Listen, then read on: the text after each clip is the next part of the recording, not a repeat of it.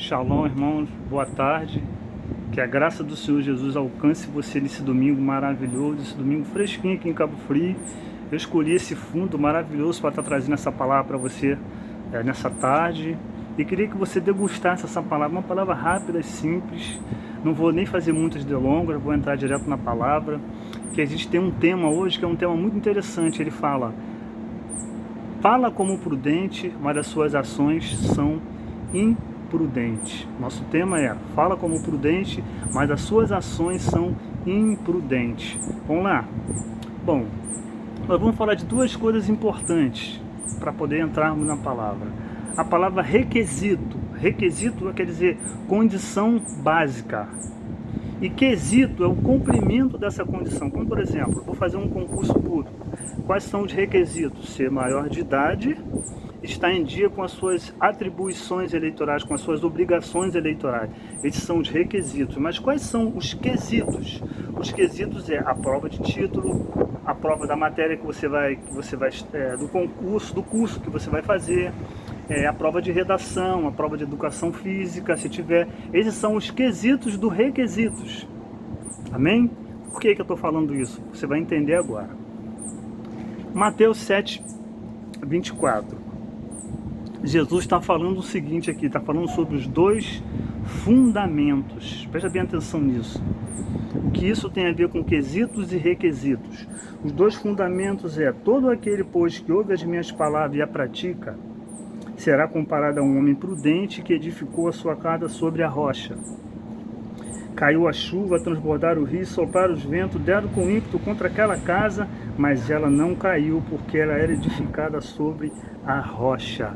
Todo aquele que ouve a minha palavra e pratica, a sua casa é edificada sobre a rocha.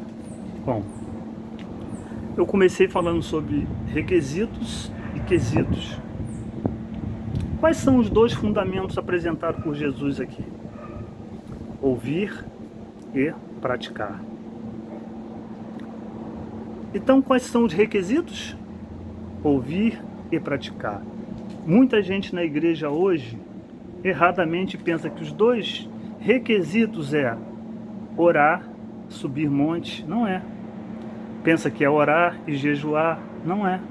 Esses não são os requisitos, esses são os quesitos. O requisito básico é você ouvir e praticar a palavra. Porque não adianta você orar, você subir monte, você jejuar, se você não pratica aquilo que você ouve.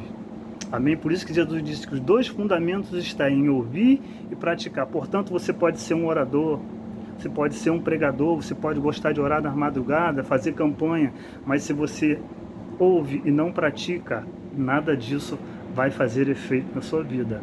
Amém? Não é palavra minha, é palavra de Jesus. Então, quais são os resultados? Né? O que produz nesse homem que ouve e pratica? O que produz dentro desse homem?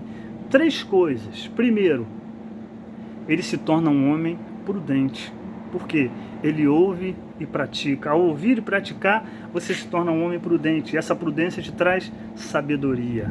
Então, quando eu ouço e pratico, eu me torno um homem prudente, me torno um homem sábio, porque eu ouço e pratico. Qual é o segundo ponto? A sua vida é edificada, como nós lemos, na rocha. Quem é a rocha? Jesus. Então, o homem que ouve e pratica, a sua vida é firme na rocha. Pode bater o vento, pode bater a tempestade que for, mas ele permanece firme, porque a rocha é a sua base, é o seu alicerce, a rocha é Jesus. Amém? Terceiro ponto, independente das circunstâncias, ele permanece de pé. Ou seja, um homem prudente é aquele homem que ouve e pratica. Ele sempre vai estar de pé, independente daquilo que ele venha passar ou não, ele permanece de pé, porque ele pratica aquilo que ele ouve. Amém? Muito crente aí ouvindo, mas não praticando. Amém? Agora, quais são as características desse homem que ouve e pratica? Quais são as características desse homem prudente? Vamos lá. Ele anda, primeiro ponto, ele anda aliançado com Deus. Paulo, em Atos 16, vai dizer que Paulo na Macedônia, quando ele está em Macedônia, no caminho, Ele estava indo para a casa de Lídia e no caminho ele encontra uma mulher com espírito de adivinho. E todos os dias quando Paulo passava ali, aquela mulher dizia, esse é um homem de Deus, esse é um homem de Deus, esse é um homem de Deus. Mas ela era uma cartomante, ela lia, ela adivinhava as coisas que iam acontecer com as pessoas, e aquilo dava lucro para os seus patrões. E Paulo então uma hora vai e expulsa aquele espírito de adivinho daquela mulher. E quando ele faz isso, causa um reboliço na cidade, porque agora ele tira o lucro daqueles homens. Eles ganhavam dinheiro com aquela farsa. Então eles prendem Paulo, açoitam Paulo, levam Paulo para a prisão, e vai dizer a Bíblia em Atos 16 que é na parte interior da cela, ou seja, na parte pior. Eles prendem Paulo pelos pés no tronco, Paulo e Silas, e ali eles ficam presos cruelmente e inocentemente. Mas a Bíblia vai dizer que Paulo não fala nada, Silas não fala nada, e eles começam a orar, começam a adorar de madrugada. O que acontece? Um grande terremoto naquela prisão e as celas se abrem. Então o carcereiro desesperado, ele pensa, meu Deus, eles fugiram. Paulo diz, epa, calma, fica tranquilo, nós estamos aqui, nós não fugimos, nós estamos aqui. E o carcereiro então fica atônito com aquilo que acontece, e ele diz, pensa dele mesmo, esse é um homem de Deus, o que eu preciso fazer para ser salvo? Olha o que isso traz de benefício, uma vida ganha naquela hora. Paulo diz assim, é só você confessar Jesus, você será salvo. E naquele mesmo momento, os homens ficam sabendo daquilo, os pretores ficam sabendo do que aconteceu, ficam cheios de temor de Paulo, e dizem, agora nós vamos soltar você, nós vamos liberar você. E naquela hora ali, Paulo então consegue mudar a história daquele homem, daquele carcereiro. Mas a cela de Paulo abriu quando ele estava adorando. Aquele homem foi convertido quando ele estava adorando. Paulo é liberado daquela cela, daquelas prisões quando ele estava adorando. Talvez você esteja passando por uma prisão. Talvez alguém da sua família esteja aprisionado com alguma coisa. Faz que nem Paulo e Silas. Começa a adorar na hora da prisão, começa a adorar na hora da dificuldade, porque quem tem uma aliança com Deus, com certeza as celas vão ser quebradas, as portas do inferno vão ser quebradas na vida daquele que caminha, daquele que tem uma aliança com Deus. Amém? O segundo ponto, ele tem sabedoria para decidir. Eu me lembro que uma vez eu fui responder na justiça por algo que eu não tinha culpa, eu era inocente, uma pessoa colocou um processo contra mim, e quando eu estava diante da juíza, a minha advogada falou, você quer falar alguma coisa na sua defesa? Você quer que eu fale? Ou você quer apenas que as provas que você entregou para a juíza sirva de prova para você?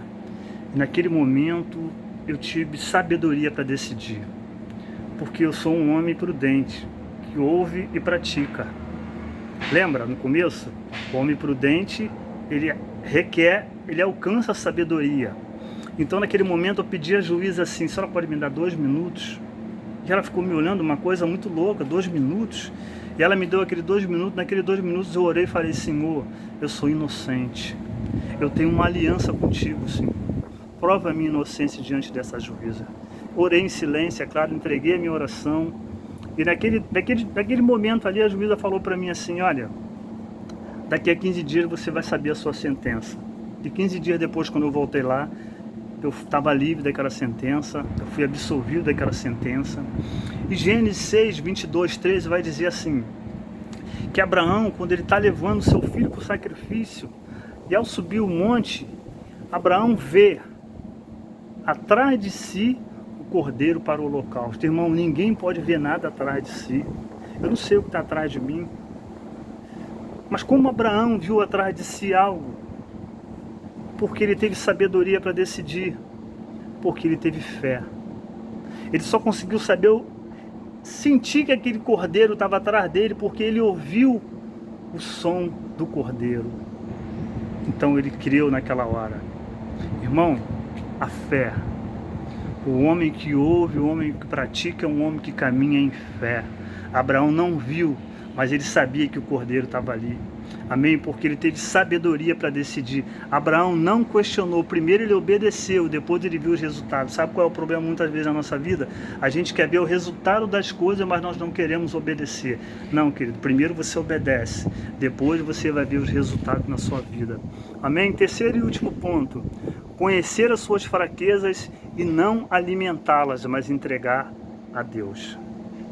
Isso é muito importante. Você precisa reconhecer as suas fraquezas, não alimentar as suas fraquezas como se você fosse forte, como se você fosse super crente, não. Entrega a Deus, confia no Senhor. Aqui tem uma passagem em Juízes 6, nós vamos ler aqui e você vai entender aonde eu quero chegar. Juízes 6, 15 a 17 diz assim: e disse-lhe, ai, Senhor meu, com que eu livrarei Israel? Eis que a minha família é a mais pobre de Manassés e eu menor na casa de meu pai. Gideão, quando ele foi chamado para o Senhor para vencer os midianitas, irmão, qual é o midianita que tem se levantado contra a tua vida? Saiba que o Senhor pode entregar todos eles nas tuas mãos, mas você precisa confessar para o Senhor aonde está a sua limitação, aonde está a sua dificuldade. Não seja super crente, não pense que você pode vencer sozinho. Gideão reconheceu a sua limitação, reconheceu a sua dificuldade e ele falou: ai, meu Senhor, eu sou o mais pobre da casa de Manassés, a minha família é a mais pobre, eu sou o menor.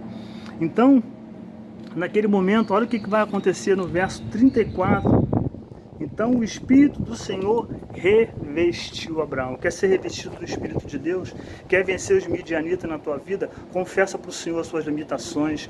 Mostra para o Senhor aonde está a sua limitação. Não esconda, tenta esconder, mostrar para o Senhor aquilo que você não é. Eu conhecia um homem, esse homem caminhava comigo, às vezes eu ia pregar, ele ia comigo, ele foi umas 2 vezes comigo. Ele era um oficial do exército, também era um professor de matemática. Mas ele não abria o coração, ele não cedeu ao Senhor. Esse homem morreu, irmão, dentro de um quarto escuro. Ficou 2 anos dentro de um quarto escuro. Um homem inteligente, professor de matemática e um oficial do exército. Morreu dentro de um quarto escuro, sem conhecer Jesus, porque ele não quis reconhecer as suas limitações, não quis reconhecer as suas fraquezas. Eu falo para você essa tarde, querido, para você ter resultados positivos na sua vida, você precisa ser um homem prudente, você precisa ouvir, você precisa praticar, você precisa mostrar para Deus quais são as suas limitações, mas você precisa ter uma aliança com Deus também. Você precisa ter uma aliança, precisa se aliançar com o Senhor. Para terminar, a obediência é o canal que te leva para a conquista. Amém? Porque muitos de nós, cristãos, não alcançamos vitórias, porque muitos de nós cristãos não conseguimos ter conquista na nossa vida, porque nós queremos orar, nós queremos fazer campanha, nós queremos subir monte, mas nós somos obedientes, nós não praticamos a palavra. É por isso que a conquista muitas vezes não chega na nossa vida. Você precisa obedecer, você precisa ouvir e praticar. Chega de endurecer o seu coração, de achar que você pode convencer a Deus. Ninguém vai convencer o Senhor. Vivemos em uma época de muitos ouvintes e poucos praticantes. Amém? Que o Senhor possa te abençoar nessa tarde com essa palavra simples. Eu quero deixar aqui um provérbio para você, provérbio 22:3, que vai dizer assim: o prudente vê o mal e se esconde, mas o simples passa adiante e sofre as circunstâncias. O prudente, meu irmão, ele sabe a hora certa de agir. Ele sabe o que fazer, ele sabe qual decisão tomar. Sabe por quê? Porque ele entrega a vida dele na mão do Senhor. Você precisa aprender a confiar no Senhor. Você precisa ter uma aliança com o Senhor. Você precisa deixar o Senhor guiar os seus passos. Sem Ele, nada poderemos fazer. Então, nessa tarde nós aprendemos o que? Para que nós possamos ter uma aliança com o Senhor, para que nós possamos ter sabedoria na hora de decidir, para que a gente possa alcançar as conquistas da nossa vida, nós precisamos ouvir e praticar. Que Deus possa abençoar a sua tarde, abençoar a sua vida com essa palavra simples. Se você gostou dessa palavra, compartilhe com seus amigos aí. Um abraço, Ósculo Santos para vocês.